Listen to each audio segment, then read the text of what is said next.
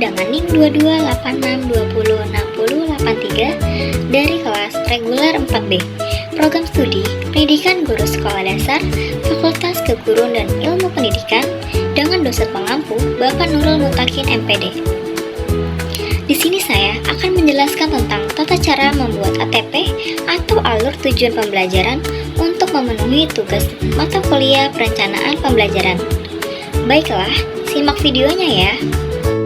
ATP atau alur tujuan pembelajaran adalah serangkaian tujuan pembelajaran atau TP yang disusun secara sistematis dan logis di dalam fase pembelajaran untuk murid dapat mencapai capaian pembelajaran tersebut. Sebelum kita membuat ATP, yang perlu diperhatikan adalah yang pertama CP atau capaian pembelajaran, yang kedua TP atau tujuan pembelajaran. Apa sih CP itu? CP atau capaian pembelajaran adalah kompetensi yang harus dicapai oleh peserta didik dalam satu fase. Capaian pembelajaran ini ditetapkan oleh pemerintah. Namun, untuk memandu kegiatan sehari-hari, CP perlu diuraikan menjadi TP yang lebih operasional dan konkret. Proses perancangan kegiatan pembelajaran yaitu ada 4 tahap: memahami CP, merumuskan TP, menyusun ATP, dan merancang pembelajaran. Tahap 1, memahami CP. Capaian pembelajaran disusun dalam fase. Satu fase sama dengan 1-3 tahun. Jadi, fase tidak sama dengan kelas. Fase merupakan kompetensi, sedangkan kelas menunjukkan kelompok berdasarkan usia. Oleh karena itu, dalam merencanakan pembelajaran, untuk satu fase, guru harus melakukan kolaborasi dengan rekan guru yang sama-sama mengajar pada satu fase yang sama. Sebagai contoh, CP pada fase D berlaku untuk kelas 7, 8, dan 9. Saat merancang pembelajaran, pendidik kelas 7 hingga kelas 9 perlu duduk bersama untuk menentukan rencana batasan kompetensi di setiap jenjang. Dengan begitu, kompetensi pembelajaran yang akan dicapai peserta didik dapat dipelajari secara berkesinambungan. 4 langkah memahami capaian pembelajaran. Yang pertama, memahami rasional. Yang kedua, memahami tujuan mata pelajaran. Yang ketiga, mempelajari karakteristik. Dan yang keempat, mempelajari capaian per fase. Tahap pertama, memahami rasional. Pentingnya mempelajari sebuah mata pelajaran dan kaitannya dengan profil pelajar Pancasila. Yang pertama, mengapa peserta didik perlu belajar mata pelajaran ini? Yang kedua, apa fokus utama yang ingin dicapai dalam mata pelajaran ini? Yang ketiga, bagaimana mata pelajaran ini berperan dalam mewujudkan profil pelajar Pancasila?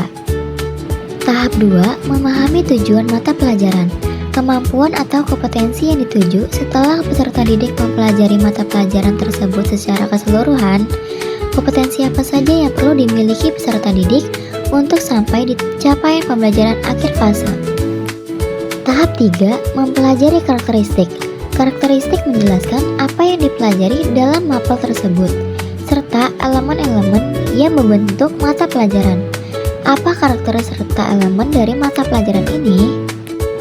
Tahap 4, mempelajari capaian per fase. Kompetensi yang harus dicapai dalam satu fase, yaitu apa yang akan dipelajari di fase ini. Kata kunci apa yang penting dalam CP? Untuk memahami capaian pembelajaran, pendidik juga bisa membentuk komunitas belajar di satuan pendidikannya. Karena pada dasarnya CP disusun dengan prinsip yang sama.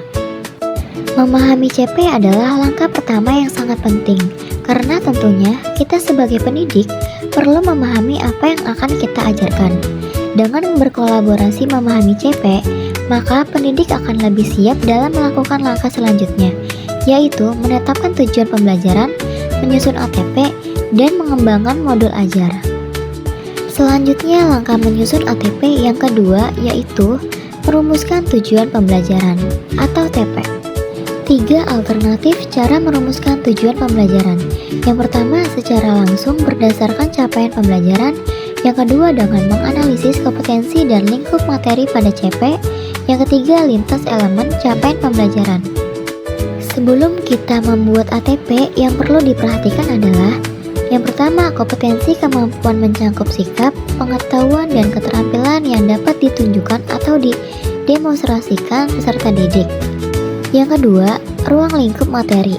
konten dan konsep utama yang perlu dipahami pada satu unit pembelajaran. Setelah mempelajari tentang prinsip tujuan pembelajaran, sekarang mari kita coba mempraktikannya pada salah satu mata pelajaran, yaitu pada mata pelajaran Bahasa Indonesia di fase B.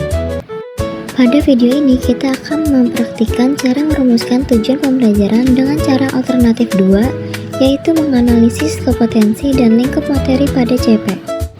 Yang pertama, mengidentifikasikan kata kunci pada CP yang berkaitan dengan kompetensi dan lingkup materi. Di sini ada mata pelajaran Bahasa Indonesia, tujuan pembelajaran, fase B, elemen, membaca dan memeriksa, capaian pembelajaran. Yang kedua, mengelompokkan hasil identifikasi. Di sini ada kalimat CP, kompetensi, ruang lingkup materi, yaitu elemen membaca. Yang ketiga ada merumuskan tujuan pembelajaran. Ada kalimat CP, kompetensi, ruang lingkup materi, yaitu elemen menyimak. Sampailah kita pada langkah ketiga, yaitu menyusun alur tujuan pembelajaran atau ATP. Penyusunan ATP dilakukan setelah seluruh capaian pembelajaran telah diturunkan menjadi tujuan pembelajaran. Langkah pertama dalam menyusun ATP yaitu perlunya kolaborasi antar pendidik yang mengajar dalam fase yang sama. Ini perlu dilakukan agar tujuan pembelajaran tetap berkesinambungan. Langkah kedua adalah menyusun tujuan pembelajaran secara logis dan runtut dalam kompetensi yang di tingkat fondasi ke kompetensi yang lebih tinggi. Jika dikaitkan dengan mata pelajaran Bahasa Indonesia, pemaparan teks dapat dimulai dari teks yang pendek dan sederhana terlebih dahulu, baru kemudian ke teks yang lebih panjang dan kompleks.